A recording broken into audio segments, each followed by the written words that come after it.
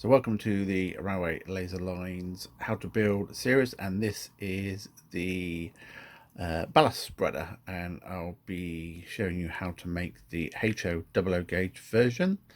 And as you can see here, there is an O gauge version which has been made. So you should in the pack have 12 pieces, so you'll have your two sides, and the Railway Laser Lines logo text is engraved in the sides, and obviously they face each other when put around the correct way. You'll have a center section which slides up an angle. You'll have your front section which has the rail guides in it, and then you have your back panel. You'll have your second rail guide. Then you have your two short brush holders including your short brush, and then your two long brush holders including the long brush. So we'll move the bits to the one side, and then we'll start by gluing one side. I found this is the easiest way. It is a little bit tricky because you're having to glue in brushes.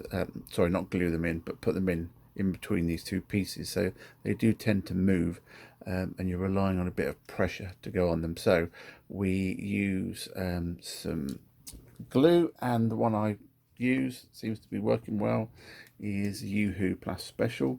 It has a nice metal tip, so the glue comes out really nice. Just don't use a plastic cement, it may crack the acrylic. So that's the one I recommend. So let's crack on and show you how we build this.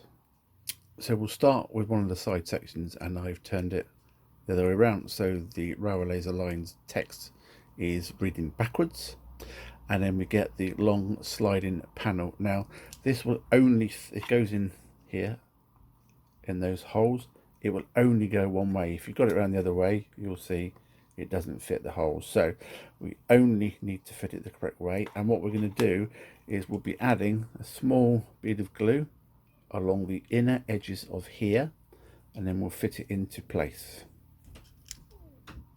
So the sliding panel is in place and the glue is now starting to bond. And the next part we need to do is the back panel, and we're going to do exactly the same. We'll add some glue in the indent sections, and then we'll push it in the 3 holes, and we'll come back when that's done.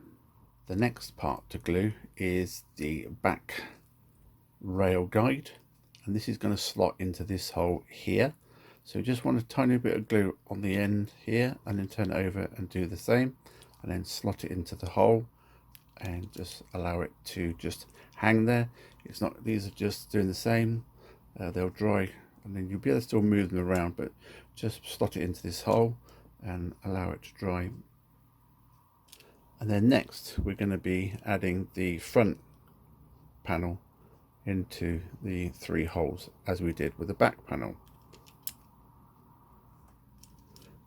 Now at this stage I recommend that you wait a good 15 to 30 minutes to allow the glue to go off, because we're now going to be adding the short and long brush guides into these holes, and as you can see they're very close to this panel, so we really want this one to be secure into the side panel first before we go anywhere near.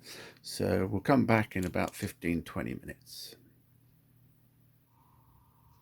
So that's been left for about 20 minutes, and that's gone off quite nicely now. It's not really moving much. So all we need to do now is to complete this side by adding the 2 long brush and the 2 short brush. Now we want to make sure that the long brushes go at the back and the short brushes go at the front. So do make sure you get that around the right way. Short brush at the front, long brush at the back. So start by gluing the ends on these and then put them in the holes, allow them to dry, and then you'll need to slot your brush in between the 2, and hopefully it will stay there. And then obviously then once we've done that and allowed those to dry, then we can add this top panel on as well, which is the tricky part. Once you've added those 4 acrylic pieces, then slot in the brushes, and you'll find they should slot in and then rest inside the hole here. You might need a set of tweezers just to sort of push them in and just get them into place, and then do the same with that one as well. Now again, you might need to move these a bit when you come to put this top panel on.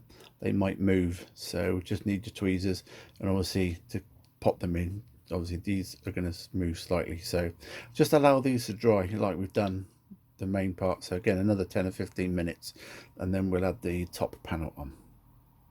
Right, so we've allowed those to go off, and then it's just the final side part to go on. So you're going to need to add your glue in all the indents around and tiny little dots on the end of the short and long brush holders, and then place your side panel on and work your way from the back to the front. And you'll find that when you get to the front, obviously these short and long brush holders aren't going to match up exactly, hence where you need your tweezers just to move them, and a little bit of force with your, perhaps your thumb, just move it down, but be careful, you don't want to be cracking and breaking this. So just a little bit of extra force, pushing it down, and while keeping this end on in place. Now I've done a few of these, it does get easier as you go along, but obviously you'll only have one, so just take your time on this.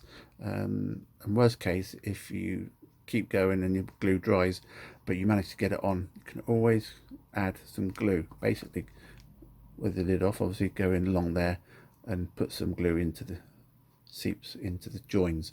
But anyway, let's add some glue onto this one. We'll add the top on, we'll come back and show you when that's completed. Right, so when you finally got this side on, it might take a little bit getting done and just making sure they all fit in nicely. It will go, just don't panic. You might swear a couple of times, unfortunately. Once it's in, you'll feel it sort of like pop in. All I've done is just got a bit of masking tape, join them together, just so while it's bonding, it doesn't suddenly pop apart. Last thing you want to do is for it to pop apart. And that's done, so we can put that to one side, allow it to dry. We're not going to use this just yet, so allow it to dry for a good hour before you even think about using it. You just want to make sure it bonds nicely, and if worst case, as I mentioned, just go along some tiny little lines. If you're not happy, tiny little bit of extra glue, but I'm not going to add any. I think we've done enough on this one, so we'll give it a rest and we'll come back, take the masking tape off, and then we'll show you how to use it. So that's dry and we've removed the masking tape, so that's all ready to use. And obviously that's the O gauge one, and obviously as you can see the difference in size, this one's a little bit easier to make because you can get to these a little bit easier. The only main difference is with the double O gauge one, you've got a short brush and a long brush. On the O gauge, you've got two similar sized brushes, so it doesn't matter which way those go. But on the double O one, you need the short at the front, long at the back. O gauge doesn't matter. So that's those. They look quite smart actually. So obviously the O gauge is going to fill a lot more, but that one will take enough. And obviously we'll make up some track and we'll show you a guide as to how to use it using a small piece of track. Obviously I'm not going to be doing a massive amount, but it will give you an idea of how it works. So there you go, that's the Railway Laser Lines double O gauge and O gauge ballast spreaders. Okay, so with your track, now unfortunately I couldn't find any double O gauge track, so I'm going to have to use some of my O gauge track, and it has been weathered, so it may not slide along very well, but it's going to give you an idea. So the rail guides on the spreader are into place, ready to go, and unfortunately I haven't got any O gauge ballast, but I've got some ballast here. So you literally pour it into your spreader as so, and then all you're going to do is grab hold of it, and then you're going to just pull it backwards. Don't push it forwards, just move it backwards. Now I haven't glued my track in place, so this may not work. See if I can do it holding it as well. Let me see. So basically I'm going to just hold it here for a second. You'll have to excuse me. I'm going to hold the track and then just push it back, and you'll see, there you go, your track. And just go along with your finger, wipe away any excess off the sleepers, and it gives you a shoulder as well for either side, and just go over with the brush just to finish it off to however you want it, but you can carry on. It's most probably not the best ballast to show you on an O gauge track, but it'll give you an idea of how spreading it back will go.